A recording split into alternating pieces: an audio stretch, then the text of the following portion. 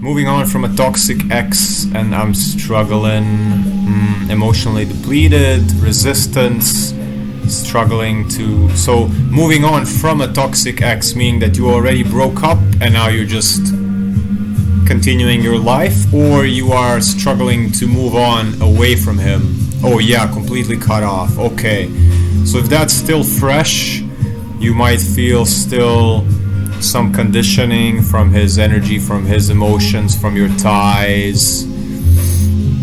So depending on how long you guys been together, depending on how much your life was a sort of core interconnected, that's gonna be a big factor before you can reset. The emotionally depleted, is that from the relationship? Feel like I've got resistance. Resistance to what?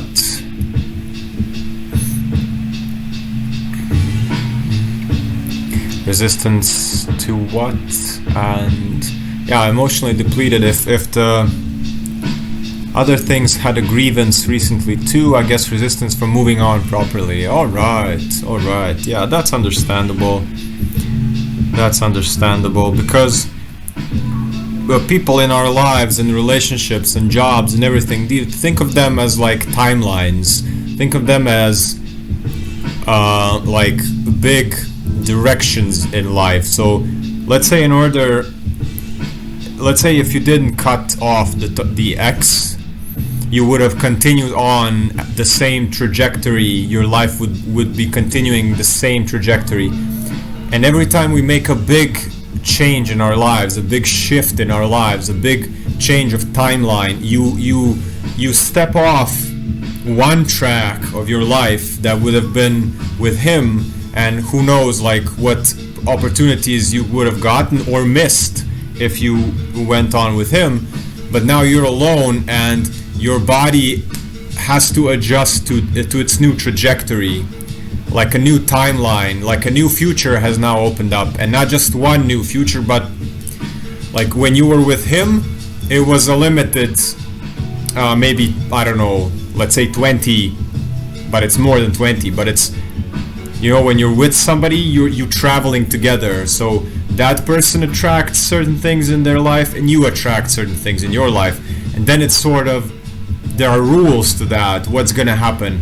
But now that you are alone, suddenly there's a much bigger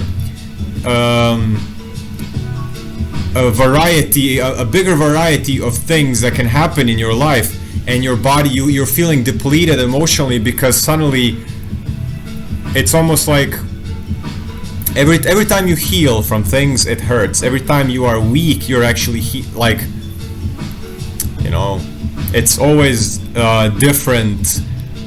It's always paradoxical, like you feel emotionally depleted, but I guarantee you it's actually your body restoring its energy now that it has so much more responsibility. It's like, it's your body telling you, actually rest, because now you have opened up your life to many new things you're not even aware are gonna come.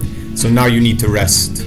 You need to rest to get back into yourself after the relationship, remembering who you are, who was the other person. Like, if you ever come into my Human Design Live, I always talk about conditioning, how other people's energy influence us.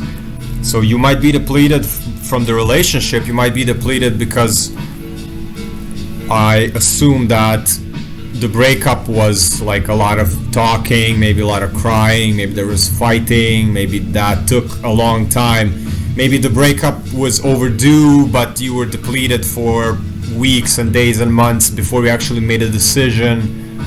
So the energy is gonna come back. Give yourself a lot of rest, try new things, like meet people that you love hanging out, but also give yourself a lot of time on your own to maybe write,